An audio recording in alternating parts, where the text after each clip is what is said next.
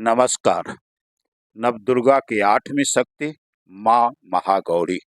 भूमंडल में दैत्यों का उत्पात जब इस कदर बढ़ गया कि मानव क्या देवता भी अपने यज्ञ भाग नहीं पाते थे और उसके भी स्थान राक्षसों द्वारा छीन लिए गए। इस अनीत व उत्पात को समाप्त करने के लिए देव समूहों ने अपने परम तेज से माँ दुर्गा को इस जगत में प्रकट किया था, जो देवासुर संग्राम में 9 दिनों तक महिषासुरादि राक्षसों को विविध रूपों में प्रकट होकर संहार करती रही, जिससे सभी भूमंडल वासियों का कल्याण हुआ।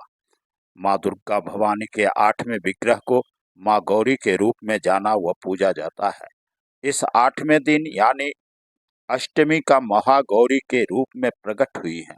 यह चंद्र और कुंद के फूल की तरह गौर रंग में प्रतीत होती हैं। इन्होंने महान तपस्या करके इस गौर वर्ण को प्राप्त किया था, जिसके कारण इन्हें महागौरी देवी कहा जाता है। माँ चार भुजी है, जिसमें दाहिने तरफ के ऊपर वाले हाथ में त्रिशूल धारण किए हुए हैं तथा नीचे वाले हाथ में वरदायिनी मुद्रा है।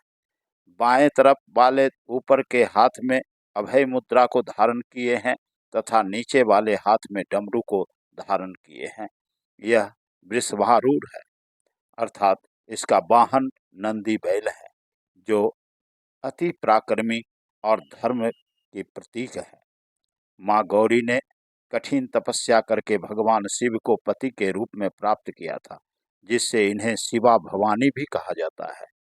इनकी आराधना से भक्तों को मनोवांछित फल प्राप्त होते हैं तथा रोग भय पीड़ा आदि का नाश हो जाता है तथा श्रद्धालु भक्त का सतत कल्याण हो जाता है। श्री माँ आदि शक्ति दुर्गा के इस 8वें विग्रह को महागौरी के नाम से इस जगत में जाना जाता है। इनकी माँ महागौरी की पूजा नवरात्रि के 8वें दिन करने का विधान होता है।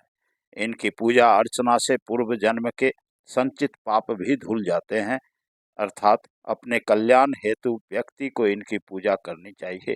पूजा का विधान पूर्ववत ही है। माँ महागौरी की पूजा में 8वें दिन महिलाएं अपने सुहाग की रक्षा तथा पति की कुशलता व परिवार की रक्षा के लिए चुनरी या साड़ी सहित विभिन्न प्रकार के सुहाग की वस्तुओं को चढ़ाती हैं, जिससे उन्हें सुहाग प्राप्ति की होती है और सुहागवती हैं। उनके सुहाग की रक्षा होती रहती है। घर परिवार में सुख शांति होती है। माँ महागौरी प्रत्येक भक्त का सर्वविधि कल्याण करने वाली है। इनके विषय में ऐसी कथा प्रचलित है कि यह आदिदेव महादेव को पति के रूप में प्राप्त करने के लिए जंगल में रहकर विभिन्न प्रकार के कष्टों को सहते हुए भगवान महादेव अर्थात शिव जी को प्राप्त करने के लिए कठोर तप करती हैं, जिससे भगवान शिव उनसे प्रसन्न होकर उन्हें वरदान मांगने के लिए कहते हैं। तो उन्होंने भगवान शिव को ही पति के रूप में मांगा। भगवान उन्हें एवमस्तु ऐसा ही होगा कहा, किंतु देवी के कठोर तप व ध्यान में लीन रहने के कारण इनका शरीर अत्यंत जीर्ण व कमजोर होकर काले रंग का हो गया, जिससे भगवान शिव ने अपने कमंडलु से जल निकालकर देवी भगवती के ऊपर छिड़क दिया, जिसके प्रभाव व शिव की इच्छा से देवी जी पूरा शरीर सुंदर गौर वर्ण का हो गया। तभी से इनका नाम महागौरी हो गया। यह भक्तों की परम आश्रमदात्री और कल्याण करने वाली है। दूसरी कथा में इस प्रकार वर्णन है कि माँ देवी पार्वती ने भगवान शिव को पति के रूप में प्राप्त करने के लिए कठोर तप किया, जिसके फलस्वरूप शिव इन्हें पति के रूप में प्राप्त हुए थे।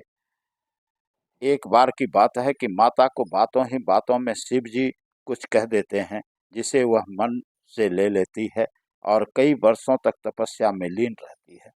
जब एक लंबा अंतराल गुजर जाता है तो शिव जी उन्हें स्वतः खोजने के लिए निकलते हैं और ढूंढते ढूंढते वहीं पहुंच जाते हैं जहां पार्वती तप कर रही थी। तपस्या करते हुए माँ का शरीर अति तेज से युक्त हो जाता है, जिससे शिव जी उन्हें गौर वर्ण होने का वरदान देते हैं। तभी से इन्हें महागौरी के रूप में जाना जाने लगा। इनकी कांति कुंद इंदु के समान है। माँ का यह स्वरूप अति कल्याणप्रद है।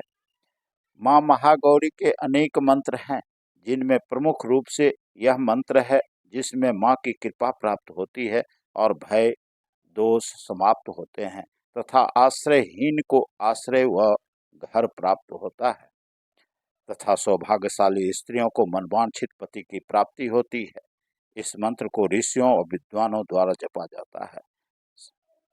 सर्वमंगल मंगल्ये शिवे सर्वार्थ साधिके शरण्ये त्र्यंबके गौरी नारायणी नमस्तुते।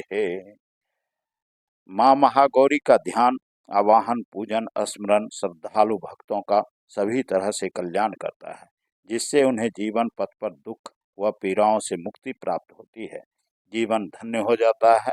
अतः प्रयत्न पूर्वक सभी स्त्री पुरुषों को माँ जगत जननी की आराधना करनी चाहिए, क्योंकि यह व्यक्ति को सद्बुद्धि, ज्ञान, धन, पुत्र व जस को देने वाली है। चैत्र नवरात्रि के अष्टमी का आप सभी भक्तों को बहुत बहुत शुभकामनाएं। धन्यवाद।